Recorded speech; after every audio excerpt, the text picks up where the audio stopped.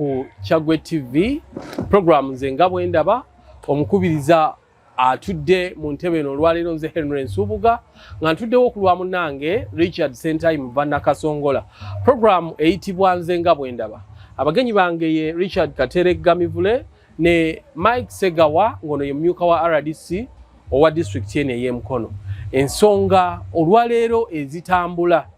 twalina ensonga eya commissioner oba ba commissioner ba parliament abatwala obukadde omu yatwala 5 abasatu ne batwala obukadde 4 eyo ebadde ngeva mu ddiiro ate kakati waliwo ebigenda maaso bagamba mbu akulira oludda oluvuganya mu parliament ngono ye Joel Ssenyonyi Besekezi mbwayina akawumbi kalamba n'obukadde 7 bwe yeezibika. Ensonga eno nze naawe simanyi butuufu bwayo naye olw'okubanga y'emu ku nsonga eziwambye olubalama ng'enjogera bw'egamba ennaku zino ngenda kutandika ne omumyuka wa RDC ono atubuulire kino kitegeeza ki bwe tubanga abantu be tubadde tusuubira nti be bandibadde batuyambako okukwata ewali ensobi ate nga beenyigira ate mu kukola ensobi kakati tukyalina government tukyalina abawabuzi ba government. Yes, ene ensonga Nsubuga sijogerako nga ashikira president ekituufu ene ensonga njogerako nga Mike Segawa bunnamawulire kituufu kanji kusunsulire okusookera ddala President Yoweri Kaguta Museveni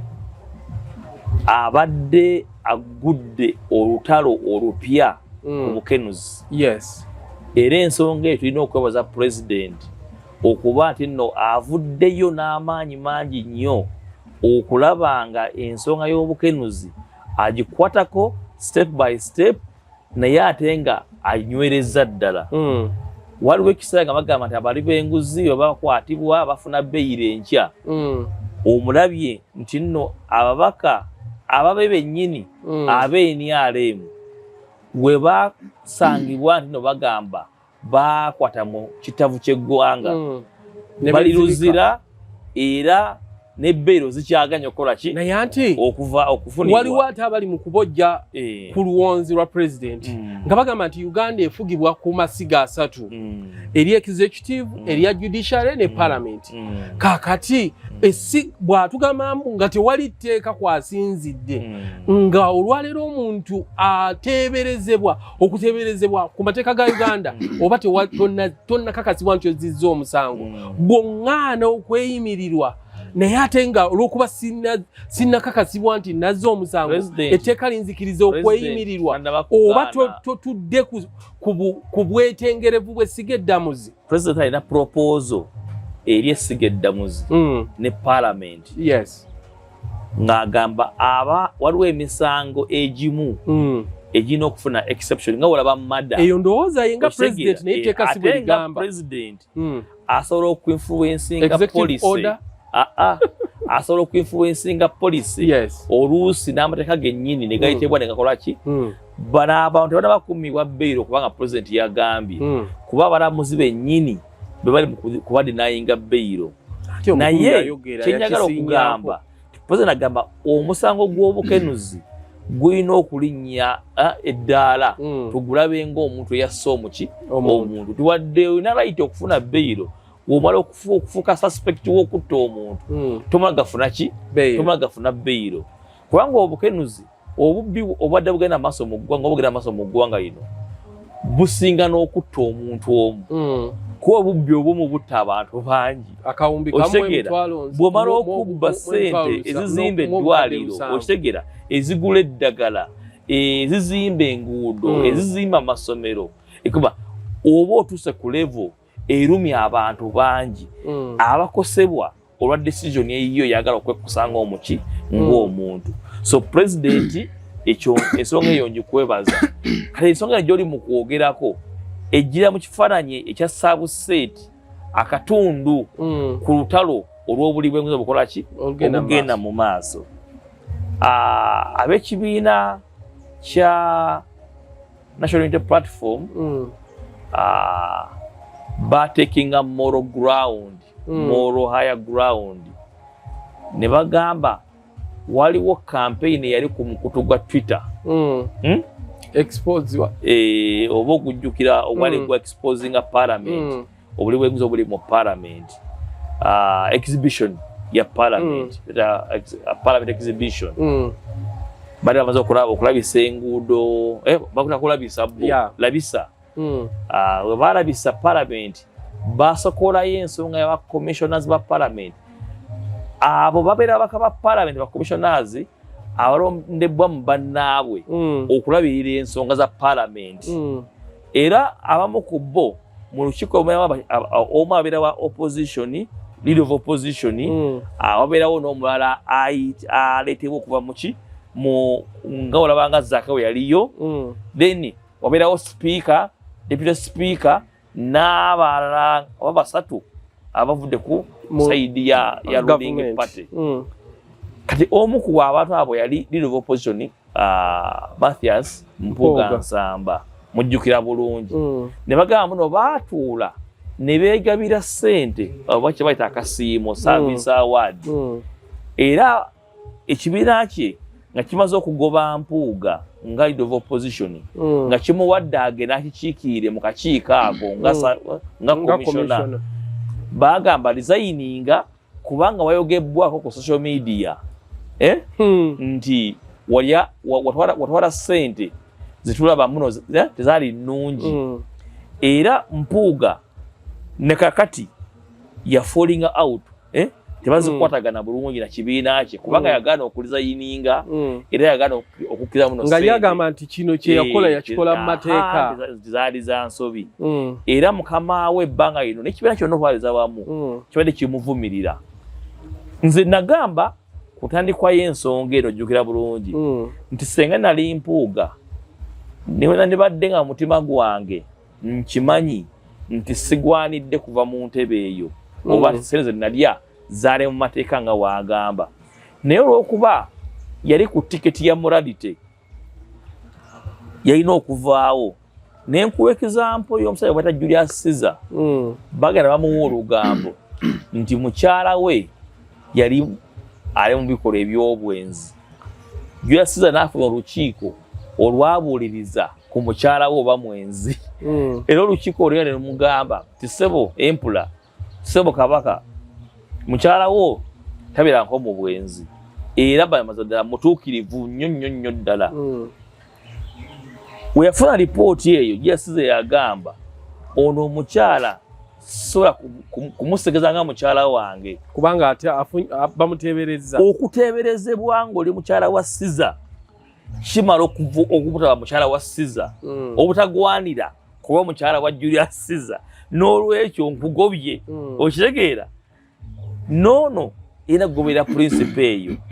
okuba tinooteeberezebwa okuba tino watwala ssente z'Abannayuganda ezibanyigiriza ate ng'ofuna omusala okubeera ku lukiiko olwo kyali kimala okugamba engeri gy'enteeberezebwa mu ngeri bweti entebe enkoze eki oba bakama bange gye basabye entebe yaabwe gye baddize kubanga be baagimpa nkoze eki naye Mpuuga yasigala kuki mu ntebe eyo kakati wayisewo ebbanga obaddewo era olugambo lubadde era nga lugambo nti ono leader of opposition ate Joel Ssennyonyi ate yavumirira ennyo ekikolwa kya Mpuuga naye we yali ng'akulira akakiiko ka Kosase akakiiko akanoonyereza ku bitongole bya gavumenti yayina lipooti gyali alina okuba ng'akola ku kitongole ekivunaanyizibwa ku ntambula y'ennyonyi eziza mu Uganda ezo ssente simanyi oba kituufu oba si kiki si kituufu naye waliwo munnamawulire eyakolanga ne mwami Ssennyonyi baliga ku TV bonna emu gyebayita NTV Uganda omu ng'asoma amawulire omulala nga musasi w'amawulire kati oba balina entalo zaabwe endala nze simanyi ojja kusanga ensonga ezimu nga ziva wala nga ziva mabega okitegeera simanyi lwaki saava akuba Ssennyonyi muki mu feesi era simanyi lwaki Ssennyonyi ku nsonga ya saava mu bonna aboogedde ku nsonga eno yajjeewo omuntu omusaava yekakola ki okutwala mu kkooti kubanga ensonga eno njayo ebbanga ddene ono Savasi yasose okugera ku nsonga eno n'omugenzi Ichuli yali yazoogerako dda okitegeera kakati Sava yazoogeddeko naye ng'ensonga yavudira mu mpuuga kuba Sava abadde awagira nnyo mpuuga mu nsonga zino olabye nga Ssenyonyi avuddeyo obukuukubya n'agamba gwe kankutwale mu kkooti ono n'agamba nedda obujulizi mbulina n'agamba ne banno bwagira nabo ssente nabo mbamanyi nabo n'abaneeminga ssente bazitwalawa ssente wazitwala bagamba muno ow'olubuto talukweka bbanga ddene ne lukola ki ne luvaayo musajja gwe wali okola nange omusala gwo nali ngumanyi wakajja mu byabufuzi wasobola okugula ekyanja kyekimu kifo ebise okubeera expensive mu Kampala n'ogula ettaka ddene n'ozimawo ennyumba bwaguuga ate wuyo tokomyawo ozimbe n'apartments entinda bannange tinatagulwamu kakkafu leka ndi mukumaliriza akagero tukawulire katono mu kibiina kya National Unity Platform olwaleero mulimu akagero ka Nsangi kubanga emabegako wali tubadde tumanye yali Nsangi sebutobuto emabega mumpuuga naye ate yalabise yali Nsangi omunene kakati kitegeeza kakati ebyobufuzi binamiri buli bw'enguzi nendowooza ngenda kujja mu tayimu yange nyongero kirambula nzikiza maliriza ensonga eno Kyagulanyi yeesanga mu kafo akazibu ali mu kattu kubanga we yawulira oli nti yalya yamwanikirawo n'amugamba lizayininga abadde awulira ebya Ssenyonyi n'asirika era nawulidde muno kati yayisa olukiiko wiiki eno egutandika adresinga eki ensonga ya Ssenyonyi naye Ssenyonyi naye ali mukaki mukatu kuba ekibiina kino kati ye leader of opposition ate jjukira ye mwogezi waakyo ye nannyini brandi eya Nuupu senga kisangibwa nno omusajja ono yafunye obukosefu okuva wa Sava n'agenda mu kkooti n'emuwuliriza n'esingisa Sava omusango jjukira baagamba nti zino kkooti za Museveni tezikola so bwe baagamba kati senga Sava agenda mu kkooti n'alema okugimatiza Ssenyonyi n'awangula omusango ona n'agamba munne kkooti eyo omusango yagusaze mu butuufu bwagwo nga yagamba muno kkooti tezikola ati era yaddukiddeyo ng'asuubirayo obwenkanya ekituufu kati luli yagamba tezikola ki ekkooti tezisala mu mazima kkooti za Museveni naye kuno we baamugambye ku kino yazeesize era bwe zisalira Sava omusango ziraba zisaze mu bwerufu oba si mu bwerufu mu mazima oba si mu mazima ekyo kiri wali senga zisingisa Ssenyonyi omusango nti yakwata mu kitabu oba yetaba mu kkobaane eriri enguzi omusango gwoli gwamuvunaana anaaba asobola okugwejjako oba taasobola kugwejjako anaaba muli wanguzi atongozebwa ekkooti Sava nga yejjeeredde nti omusajja yamuli wanguzi ne question esembayo lwaki teboogera ne ku Civil Aviation Authority eyamuwa ssente ezo ssente zava ku budget ki baali bagula ki okitegeera ne Civil Aviation Authority namwe mu district mulina okukola ki okuvaayo okuclearinga air kuba nabo baba basirise kuba eno district efuuse nnene nnyo muganda wange lwaki ekitongole kino kisirise nga bali mu kukiteeka mu level ey'okugaba enguzi so nze nsuubira ezo levels 3 crisis eri mu opposition mu linnya lyayo mu bwerufu bwayo mwami Bobi Wine osirise nnyo ngaye wagobaoli oba Robert Kyagulanyi Ssentamu oyo omwami oyo osirise nnyo ngaye wagoba Honorable Mpuuga wali nawe nawana nkusuubira okukola kyekimu ne Ssenyonyi yennyini nkusuubiramu bw'oba oteeberezebwa nga mukyala wa Julius Caesar naye wandigambye kansooke nzireko ebbali ng'omwogezi wa Nuupu ngwa leader of opposition ononyerezebweko oba omusango gwe bulungi okiriadinga bolo kodde mu kifo ekyo ono oli okokireminga moral ground ujjo kolaki yokireminga tugaye muno bannange bali serious n'obuli bwenguzi mu gwanga mwami Kateregga kakati ensonga eyo gwogiraba otya kakati bimu ku bizibu eggwanga lino berino ebyamaanyi era ekigenge ekikyasenkenyeza eggwanga kati wetwogerera wano bwe buli bw'enguzi obulyake n'obukenuzi era nze nafunako ku mukisa n'empererezaako mu kitongole ekimu ekirwanyisa obukenuzi ekyobwannakyewa Action Aid twalina kaweefube gwe twali tutandise okuzimba ebiseera ebyo nga tugamba nti senga omuntu anokolwayo mu buli bw'enguzi ng'ali mu public office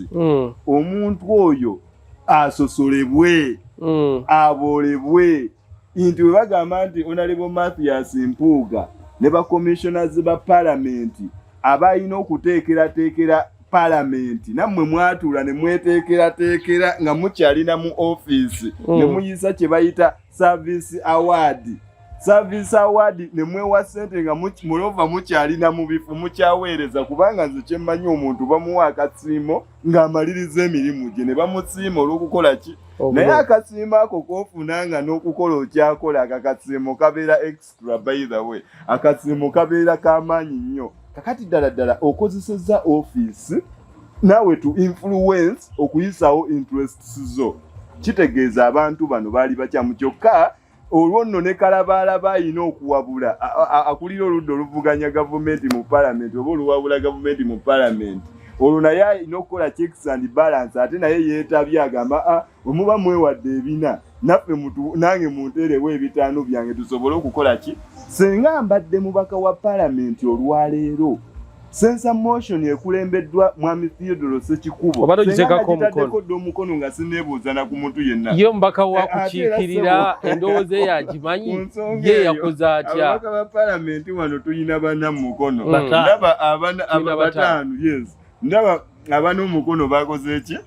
naye mukono sawo zimanyi oba twabaki kakati eyo sijagendayo nnyo omukono abantu balina okusayininga kubanga obulyake n'enguzi bano abantu baatuula ne bagamba no katwewa akantu kaffe ekintu ekimenyera ddala amateeka kakati nze nga Mivule aluubirirwa abantu ba Mukono South abantenjera okufuna eddwaliro eddungi tulina Koja Health Center tetulina CT scan eriwo eri private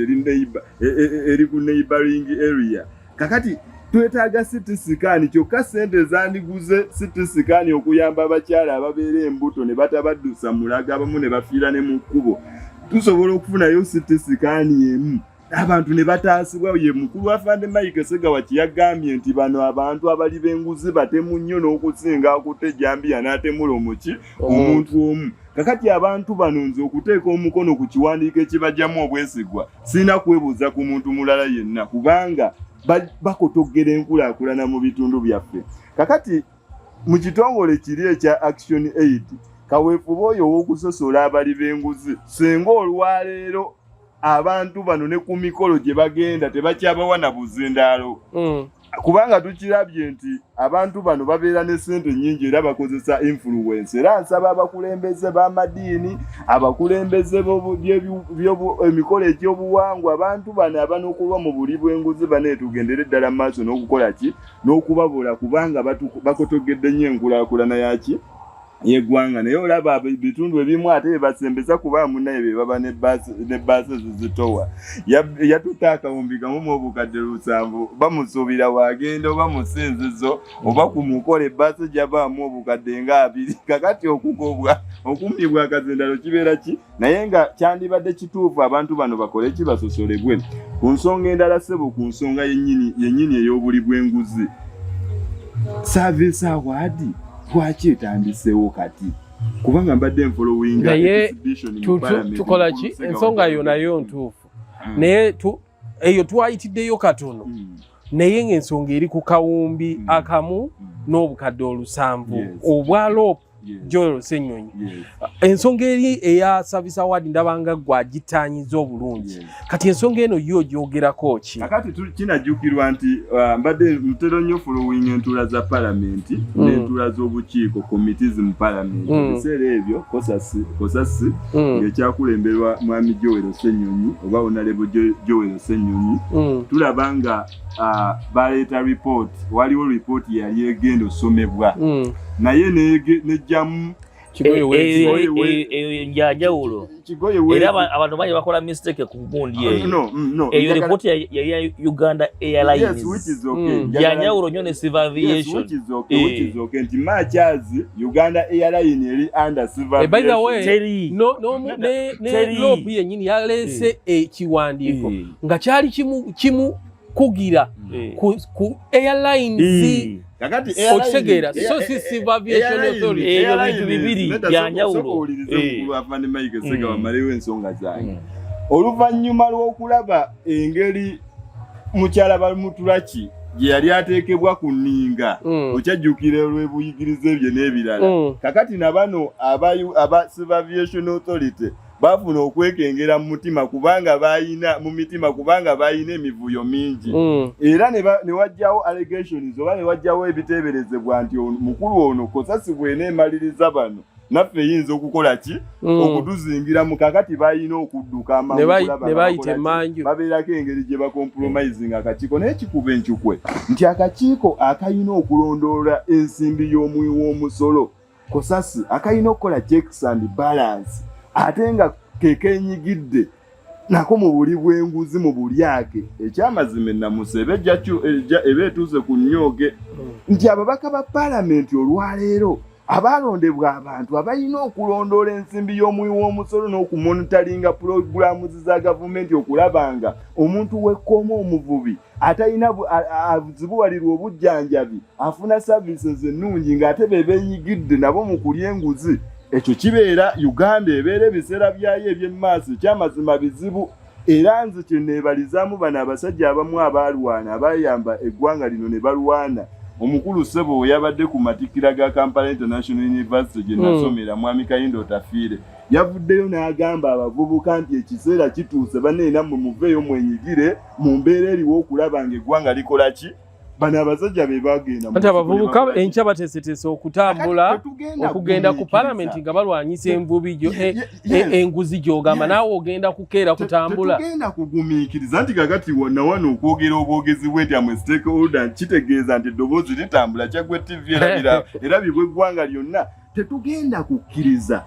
abantu tubadde mu byobuvubi omulimu gw'ebyobuvubi gwetaaga ssente okuyambako abavubi kyokka ssente ezandize mu bavubi bayambibweko ate ziriibwa abantu Ssekinomo era Ssebaafande Mike Segawa neebazamu ekitiibwa President nti ku luno atandise okuluma kubanga bannayuganda bye babadde babanje emabega omubaka ba paalamenti ekitegeeza gwe owagira ekyababaka ba paalamenti abateeberezebwa okulya enguzi obutabawa beyiro ababaka abakwatibwa Basise Namuju waliwo omu gwe baali bawadde beyiro ne baddamu ne bamukwata ne bakola ki kubanga waliwo kye bayita mu mateeka presumption of innocence. Anyway, a person is taken to be innocent not until he is proven guilty by courts of law. Kakati bekweka mukagundi ako bakozesa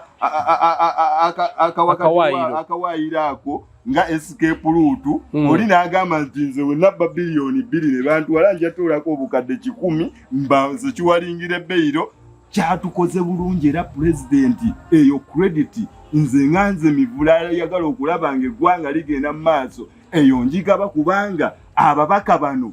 we babanga nabo batandise okukwatibwa kuba n'ababaka ssebo abalala kati bali mu kutyera bangi entula za paalamenti bazeebalama abamu bagenze ne ku ngendo ezitali nteeketeeke ezitali official w'eggwanga nga batya okukola ki okubakwata n'olwekyo tusaba gavumenti eyongere okukozesa omukono ogw'ekyuma ku ssente y'omuwi w'omusolo kubanga wotunuulira lipoota eyafulumizibwa ayigigga emabegako wali buli Uganda buli mwaka ku budget kati tulina budget ya buwumbi 72 buli budget ya ggwanga I mean trillions obwesedde obuse 72 naye ku ssente ez'okusinziira kwa lipooti ya IGIG we yali ayogerako mabegaawo oba yali pootera Africana Uganda efiirwa trillions 10. Can you imagine? Kyokka trillions 10 zigenda zigabanibwa abantu emitwalo giri mu esatu awo bwe zityo ezirina okuyamba bannayuganda abali mu bukadde 49 nga olaba lipoota ataawo we nina n'obuzibu nze IGG wamala okukwantifyinga ssente ezifiirizibwa eggwanga kushoni eri nti IGG okola ki Anti Oshegera former RCC that is Anderson Burora bwe yavaayo n'agamba ntara IGG nti olw'okuba bikulemye because kati IGG kyakola alinga omulimi oweri mu kyalo alamentinga bulamenti mivula yagera mu parliament Oshegera tuli 10 atubulire nti gundi etwala kawumbi kamu ono butano ono 10 bano bali Christian ya trial era nya kutegeera kati mchala kamia kiche kimugano kola ki okukola gundi okukola rumano mu koti aina koti ategedde bulungi sente ezibbibwa so omuntu amenya president sokolindeko mbaka amalirize ensonga eno nga njifundikira in fact si office ya IGG yokka kubanga tulabye owekitiibwa president waliwo ebitongole ebirala ebitandikiddwawo ku same issue okulwanyisa enguzi State House Anti-Corruption Unit. Ate yekola. Soko ulize State House Anti-Corruption Unit. Kubanga president yagamba nti nze kyenjagala wensindika ssente nga zise mu PDM zituuke ku muntu wa wansi eri Masujju ku kyalo gy'enva mu ggombolola y'Empunge zimutuukeko kati ssente zino ne ziribwa abantu basekinoomu n'agamba ofisi ya IGG temaze kandi Anti-Corruption Unit ya State House ebitongole ebyo tubyebaza ne kaweefube naye njagala otegeeza bannayuganda bonna okutwaliza wamu nga nsinzira ku TV yaffe neya Kyaggwe nti obuvunaanyizibwa bw'okulwanyisa enguzi tuleme bulabira ku mutendera waggulu nti tulindirire gundi agirwanyise nammwe mwennyini bannayuganda you stakeholders muli kitundu ku kulwanyisa enguzi you are whistleblowers omuntu bwakusaba enguzi omuntu bwakola ebintu sebo mu nkole ne ya PDM mukulu wa disinja mutegeeza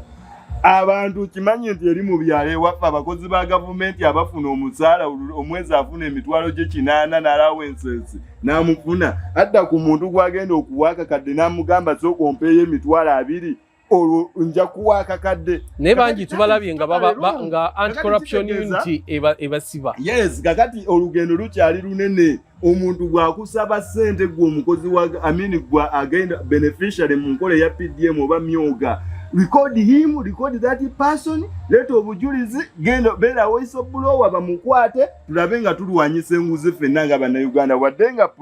president alese ebitongole ebyenjawulo State House Anti-Corruption ekyayigige weekiri ekyo nakyo tekimala naye bannayuganda nammwe musitukiremu ng'eyatega ogw'ebyayi ku lutalo lw'enguzi tusobole okugirwanako sebo gwe olina okozeeko ku bwa whistleblower oba oli mu kugamba bali abantu abali mu kyalo kyantuukako kino nkyogedde emirundi mingi waliwo mu nkola eri eya Youth Livelihood Program natandikira abavubuka abangi ku kyalo Masujjuse ekibiina we nakitandikawo nga ndaba abavubuka bano bali innovative bali creative nga banaweebwa kasente ne bateeka mu mirimu gyabwe kajja bayambako CDO by then n'asaba emitwalo 3 nti okubawa ssente obukadde 10 bwe twali tusabye mu proposal yaffe zokompe emitwalo 3 ne mugamba no nawulira ekibiina gundi bakisaba ssente ne kitafuna tusooke tufune we tuwandiika singa ssente zozituwe tujja kola ki n'ati amanya ajja kola ki ajja kukwatibwa bwe bwali obujulizi obugenda okulaga nti oli yakola ki kakati abantu bano nabo kati ssente bazibawa ate bazibawa ebyo byonna twabiwandiika ne tubiteekayo babisuula mu kasiro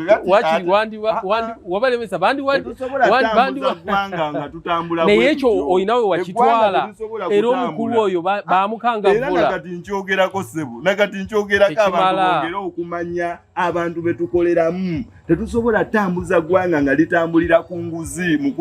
Mukulu Mike Segawa afande ne mukulu Nsubuga moderator nti banji abajiddwako sente mu nkola bwezi zityo ne sente ne zitabaweebwa.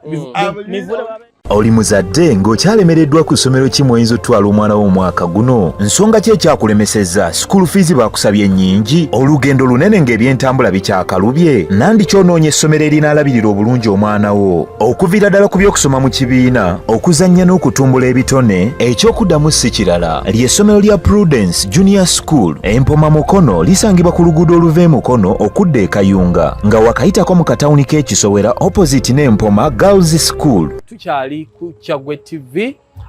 tuli wano ku Brisbane Park, kisangibwa Nasuuti mu municipal y'e Mukono.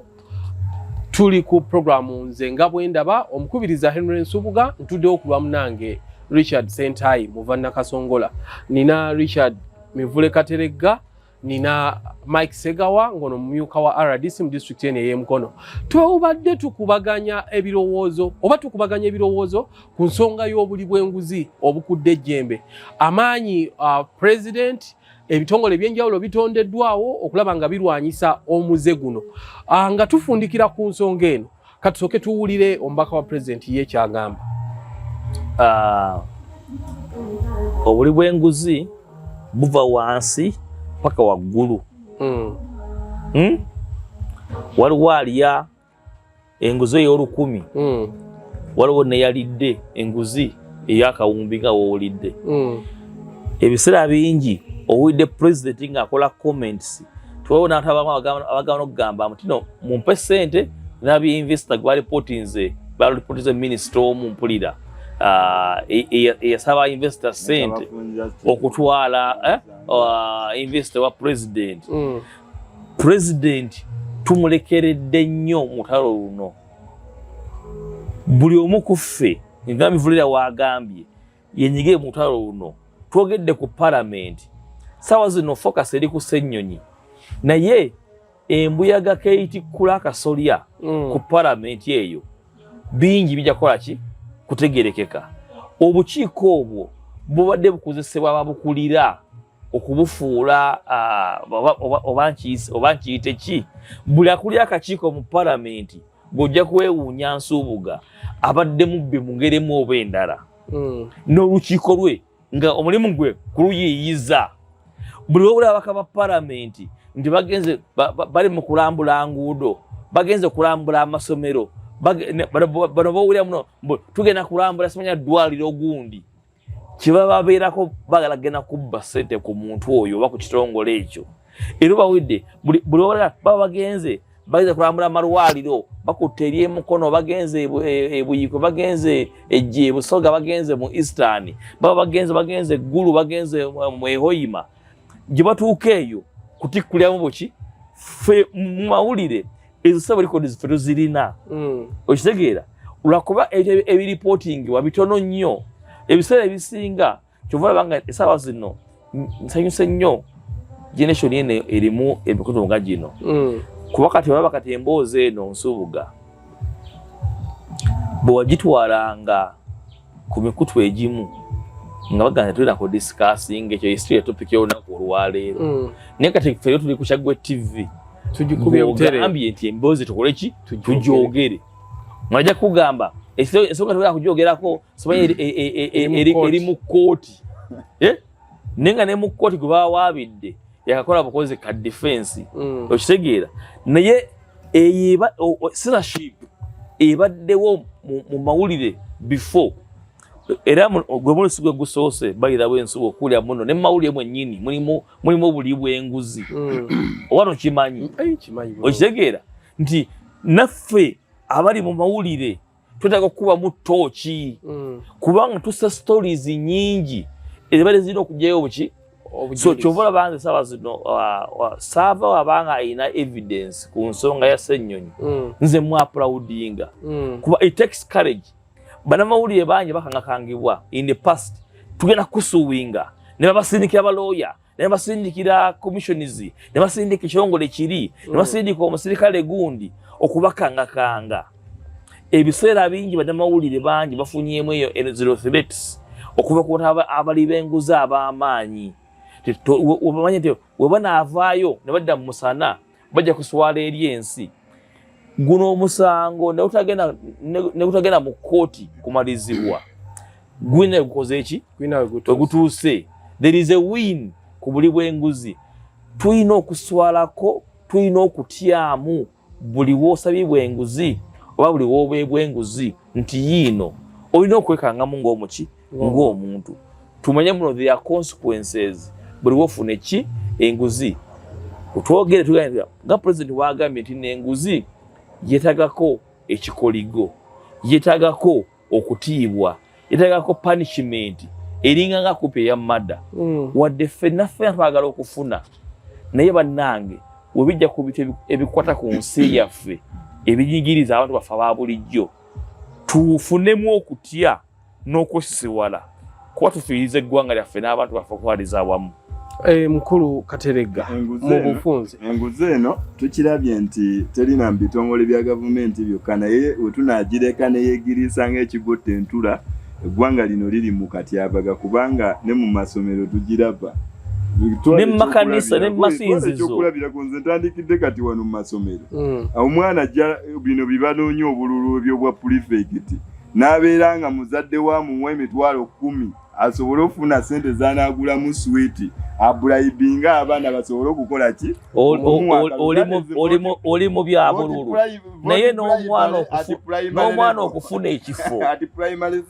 n'omwana okufuna nibagamba okuyinga essomero lino wetaaga 654 nosanga owe 10 ng'ali mu bali aba 4 ate sebo n'ekirala okitegeera ono yali mwana omwana yava eri n'agenda n'agamba muzadde we ng'aliko mwana munne wa P1 amugambye nti okukoleraku omuwaaka nzimpaayo nnusu 10 n'agenda n'asaba maama we nti muneeba ngambye okunkolera oli yaŋŋambye muweeyo 10 maama we n'amuwa 10 agenda akola ki kati kitegeeza enguzi tugipromotinga kuviira ddala mu mijiji mito tunenye eri waggulu naye n'emijiji gino emito egijja maaso abaana banguzi biranguzi omuwaka kakati owadde omwana agenda awooli munne amukolere kati we banaatuuka mu bibuuzo waata amukolere anaakola kikubanga eyo kalica yegenda ku university omwana omuwala lekyala n'amusaba emize emibi kyetuyita sex for marriage ayite eyo naye onguzi oyina asasula asolo oyita nosasula tikya nagamba no bannange PLE ajja oba UCE oba USCE mulete sente tugende tugula ebigezo eyo yona kakya yaki nosanga abazadde bangi ne batwala abaana mu ssomero gye babba ebigezo nga ye muzadde kyayagala omwana wange afune buna afune first grade nga tafudde yagifunya atya okumanya enguzi eyongedde otabuka malwaliro kyekimu badde ku primary stage kati ndi ku secondary stage kati ku side eno waggulu gye tulaba mu parliament n'awalala tubadde tukimanyi bulungi nnyo emabegako wali ng'ababaka ba parliament n'aboludda oluvuganya banenya nnyo gavumenti abakungu mu gavumenti okulya enguzi kubanga tukiraba oba ku side evuganya gavumenti oba ewabula gavumenti nga bwe tukiraba mu nsi ezaakulako kuba mu nsi ezaakula opposition etwalibwanga oludda oluwabula gavumenti naye ate mu ssemazinga wa Afirika n'ensi ezikyakula low developed countries side evuganya opposition etwalibwanga evuganya kakati side eno eyina okuwabula gavumenti bwebanga nayo yenyigiddemu okulya enguzi nga nayo teyina kisa kuba oluli bagamba nga NRM abakungu ba gavumenti be bali enguzi kati tugirabye wa leader of opposition ebitaano yabirya tubadde tukyali awo n'amusikidde amudde mu bigere we yali mu kosasi yakulupya akawumbi kamu obukadde 7 amini n'obuhumbi kigambibwa akawumbi kamu obukadde 7 it is alleged tukiraba kakati ddala tunaatuuka wanga ne bannaffe abayina okuwabula gavumenti abakola checks and balance kubanga kana akakiiko kakosasi ke kalondoola ebitongole bya gavumenti naye nabo bwe babeera nga beenyigira mu kusaba enguzi omuwi w'omusolo kwata kutama muveeyo muvumirire obuli bw'enguzi obugenda mu ggwanga. Enguzi teriibwa BNRM bokase buna kino njagala nkise ku bikodi. Enguzi eriibwa bantu era nze nagambye abalonzi eri ewaffe mu Mukono South gyenva nze mundabe oba naasobola okwogerera ensonga nga abamu mikwano gyange ab'opposition temuntunuulira kibiina muvule enguzi ogirya mivule anaasobola okwogerera ensimbi z'omuwi w'omusolo kubanga twagala kutereeza ggwanga okulaba nga omulonzi wa Mukono South omuwi w'omusolo wa Mukono South ne mu ggwanga lyonna okutwaliza wamu bafuna services. Enguzi tugirwanyise mu ngeri yonna abakulembeze mubeere faamu ennaafu mulwanyize enguzi. Nze neewuunya era mmaliriza nga neewuunya okubanga ng'ewaffe webalaba constituencies zitaatadde mu mukono ku kiwandiiko kijja bwesigwa mu Honorable Mpuuga ne bakomishona Mukono South. Sabo yaganywe kati ddala tukyali bubi naye abantu mutunuulire ne liiso George mpozi ojjeko n'abaana abagamba nti wotakiteekeko tetujja kuwa kaadi. Nabo webali abalina ebigendererwa byabwe ebyenjawulo. Waliwo abagamba nti ebibiina byabwe byabatadde ku nninga nti bw'otakiteekeko kaadi tetujja kukola ki n'akiteekako lwa butaagaana. Nate politics abeera n'agenda. Politics naina abeera n'agenda. Kati nabye rero ku video nga nabasewanyana olwo gye bamuganye okwogera njagana okusayininingako osanga namwe mu South mulina okukola ekyo tugaana abantu okwogera ku mikolo kubanga lwaki ddala tulina ebizibu bingi ng'abavubi zandiyambye abavubi okufuna amaato amanene n'obutimba ziriiriddwa bano abantu bana omubaka wa palamenti ng'ogaana osayininga nga gwakyafombekedde n'ebizibu ebingi mu balonzi bo ddala kiba kikuba encukwe era bannayuganda nkizaayo abalonzi nga tusemberera akalulu aka 2026 abantu mutunuulira naye omanyi pressure y'omubaka wa palamenti gyabeera nayo mu kalulu. Nalaba luli speaker we yagenda eri Wannamujju nalaba omukyala yana Kinyamatama ani Kinyamatama yagamba Namujju aba tabawa ku ssente era nekivumirirwa nnyo bamusanga n'akawumbi mu nnyumba nga baabeewo bamukubira mu ngalo. Nalabaseba apartment ne gulofa gy'asulamu nga ddala tejja mu musaala gwa omubaka wa palamenti alina kubeera mu palamenti ebisanja bina okuzimba apartment efaanagana kati Ssennyonyi abaddeyo emyaka 3 walabye apartment wali eruziga gye balaga. By God tuli ku Kyaggwe TV tubeebaza abagoberedde ensonga eno programs nga bwendaba omuweereza mbadde Henry Nsubuga ng'abagenyi tulina Richard Kateregga Mivule tulina Mike Segawa ono nga ye mumyuka w'omubaka wa president mu district ye Mukono. Sebo nange kayiseewo Kateregga Mivule ateekateeka okuvuganya kifo ky'obubaka bwa palamenti bwa Mukono South era agitatagiwoomya bannamukono South abalaba Kyaggwe TV 2026 mundabiranga ompozi oli ku kaadi ki ketonye oba tutya ku ballot paper oli ku kaadi ki ndiwe NRM era njya mu kamyufu naye nga bwe nagambye nti olwaleero abalonzi batunuulire nnyo nti omuntu oyo gwe balonze anaasobola okwogerera ebizibu byabwe n'ebizibu by'ekitundu omuwi w'omusolo ku fulo ya palamenti kuve ku bali aboogerera mu nkuubo ne balinda bannamawulire ne boogerera mu nkuubo naye nga mu palamenti talina kyateesa. Okay. Ebyo bye bibadde ebya Kateregga bagamba emboozi tekola ki tebankadde. N'olwekyo mutulinde olw'essande olujja tukyali ku Kyaggwe TV. Mwebale nnyo. Oli muzadde ng'okyalemereddwa ku ssomero ki mw'oyinza otwala omwana wo omwaka guno? Nsonga ki ekyakulemesezza? School fees bakusabye nnyingi? Olugendo lunene ng'ebyentambula bikyakalubye? Nandi ky'onoonya essomero erinaalabirira obulungi omwana wo? Okuviira ddala ku by'okusoma mu kibiina, okuzannya n'okutumbula ebitone, ekyokuddamu si kirala. Ly'essomero lya Prudence Junior School, Empoma Mukono lisangibwa ku luguudo oluva e Mukono okudda e Kayunga, nga wakayitako mu katawuni k'e Kisowera opposite n'Empoma Girls School. Prudence Prudence Junior School liri mu kifo kigazi bulungi era ekisirifu ate nga lirina abasomesa abakugu ddala, ebyokwerinda ku ssomero biri gguluggulu, ebyentambula babikolako anti emmotoka ezitambuza abaana weeziri. Essomero lya ddene boarding nga mu kaseera kano okuwandiisa abayizi kugenda mu maaso awo ku ssomero. Liwandiisa abayizi okuva ku daycare, nursery paka ku P7. Ebisale birungi ddala ng'abaana abava ewaka basasula emitwalo 3 gokka ng'ate bo ab'ekisulo basasula emitwalo 6 gyokka. Abaana balya bulungi ne bakeera ku ssomero nga basanyufu. Bw'ayagala okuwandiisa omwana n'okumanya ebisingawo kuba ku noti 7 noti 1 29 92 38 oba noti 773 noti 62 21. Prudence Junior School tuwa omwana wo tumusomese togenda kwejjusa. Our dear parents, thank you for paying us school fees, and we still need your support because education is the key. May God bless you